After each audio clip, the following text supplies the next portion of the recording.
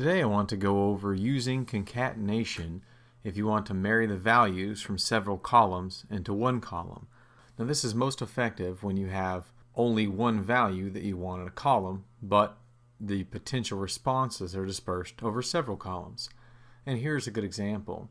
So this is an import from, well, a mock import. This is just an example from a survey. When I was doing a lot of surveys for a research project, I noted that some survey applications, when you insert it, if you have multiple potential answers, this is what the layout will look like, where you essentially have one column per potential response.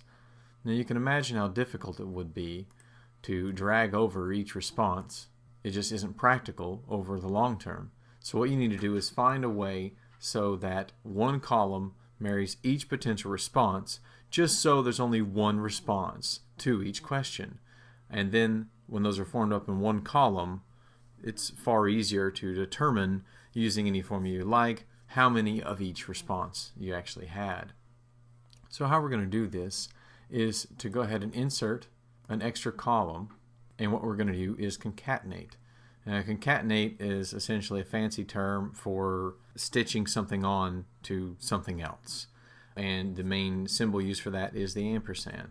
So this is a formula, so we're going to start out with equals, and then we're going to say, well, this is the first cell here, C3, that we want, and we're going to want then after that D3, E3, F3 in this case. But if you had multiple responses for a question or multiple questions, you'll do this, accordingly.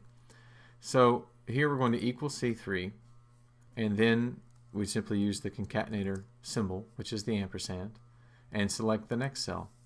Another ampersand, the next, and the final ampersand for the last. So when we hit enter here, what this has done is this has looked at each of those columns and said, I'm going to put the value of each of those, but blank ones don't really matter. So you're not going to get any kind of error. The only time you would is if there was more than one response, essentially. But in this case, there's only one response to each question. You just don't know in which column that response is located, or they're just not all married together.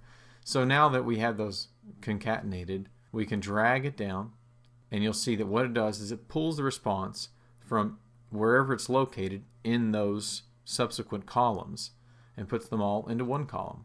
Now you can do any sort of sort you want, a count, a subtotal, whatever it is you want to do with this data. Now, I will say that, like any other formula, when you click on, you see here, the value is not in this cell B3, definitely. The value is actually the concatenated formula. So we want to make that value what the cell actually contains, not what it's told to contain, essentially. So we'll just select all of this, and then either by Control-C on the Mac, or I'm sorry, Command-C on the Mac, Control-C on the PC, we're going to copy. And then go up to definitely, and then either control-click or right-click, and hit Paste Special, and then Values Only. When you click OK, now the cell actually contains the value of whatever the answer is, and not the formula. So now that we've married these all together, again, you can do any sort of sort you want on it, and it's far more effective than having the answers dispersed through all those separate columns. This is just one of the many useful features that concatenating can accomplish in Excel.